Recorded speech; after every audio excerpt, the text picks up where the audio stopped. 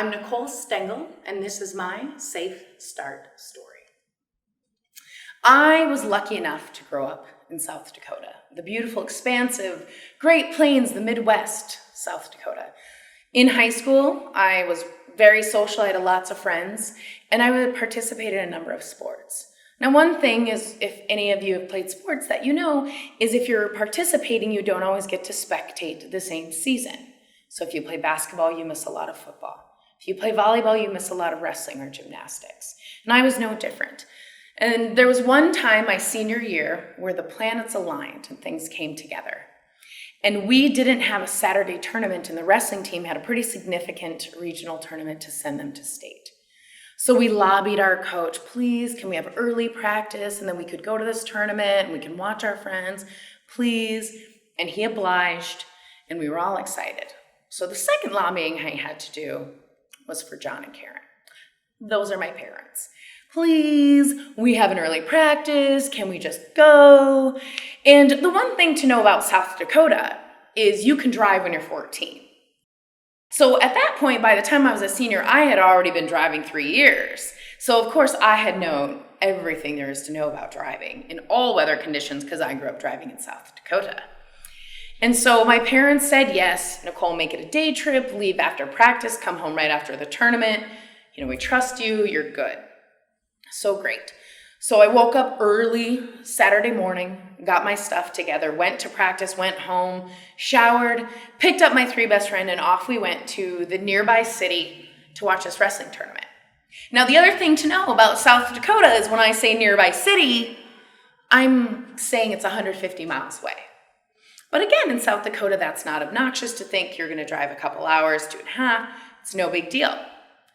So off we went. And when we started on our journey, the roads, they looked pretty good. They were easy to drive on, no big deal, no reason to speed, no reason to slow down. So we went there. So we went to the tournament in Mitchell, South Dakota.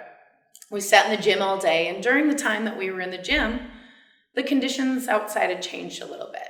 It had started to rain and drizzly, and it was right on that weird temperature cusp of kind of freezing, kind of raining. And so it looked a little more like this. And then about 60 miles down the road, it looked a little something like this. So how and why did it end up like this? Well, let me tell you the story. So as we're driving down and listening to music and relaxing, and it was a great tournament and talking about whatever, we noticed there were a couple emergency vehicles that were in the distance. And my best friend and I, we were the passenger seat, the driver's seat, we're trying to figure it out.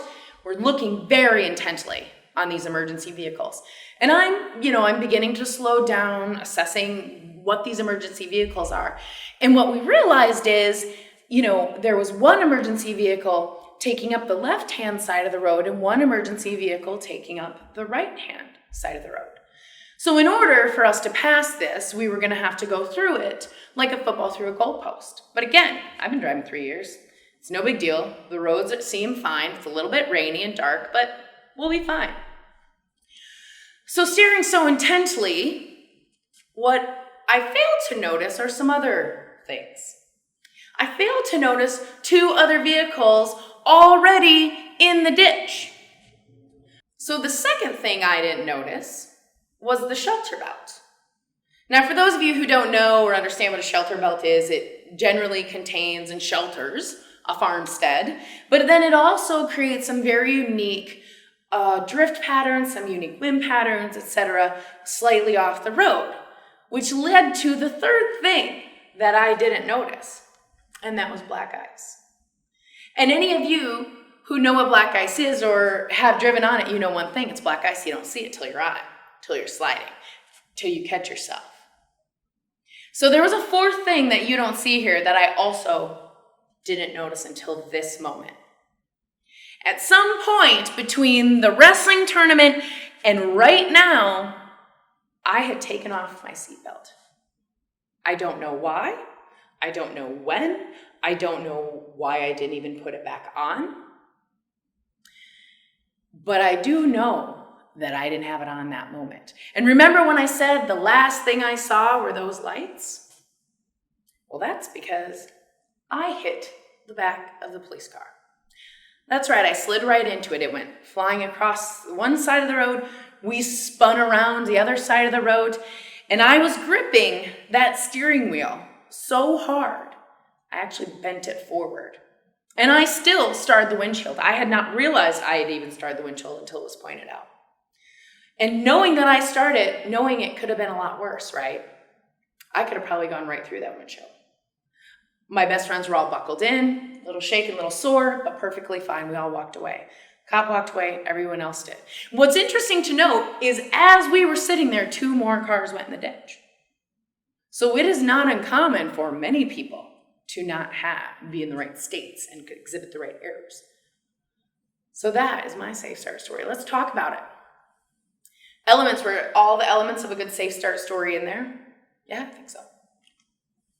What states and errors were part of my SafeStart story? Was I rushing or frustrated? Not really. I mean, I had slowed my speed down. It obviously could have been slower, right? Wasn't frustrated, we were relaxed. But had I gotten up early that day? Had I worked out and been sitting in a gym and probably a little bit fatigued, a little bit tired? Yeah. Was I complacent? Remember, I'd been driving for 3 years. We'd been driving on that stretch of road in those conditions for 60 miles. I'm obviously familiar with driving on these roads, right? What could possibly happen? And then what errors did those lead to? Were my eyes and my mind completely on the task? Probably not. Was I in the line of fire? Yeah. Did I put myself in the line of fire? Yeah. Were there other people there who put themselves in the line of fire? Yeah.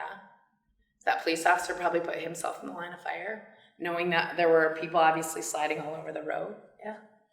And obviously, balance, traction, and grip, right? It was raining. There was black ice. So that was obviously a huge error that I didn't recognize because I was not in the right state. I did not have the perfect mindset to be there. So what are some of those safety-related habits? What can we work on? What should I focus on? Do I need to shift my eyes back? Yeah, if I divert. Do I need to be more aware of my surroundings? Yeah. Do I need to look for those line of fire potentials? Probably. If I had been looking for line of fire potentials, I certainly would have seen the 2 other cars in the ditch, right? I certainly would have probably recognized, ooh, this is a slippery patch. And then I could have used that to find the things that would cause me to lose that traction, to lose that grip, to lose that balance. So thank you for letting me share my SafeStart story. I'm very excited for you guys. I want to hear your SafeStart stories, and I'm excited for this training. So thank you guys very much.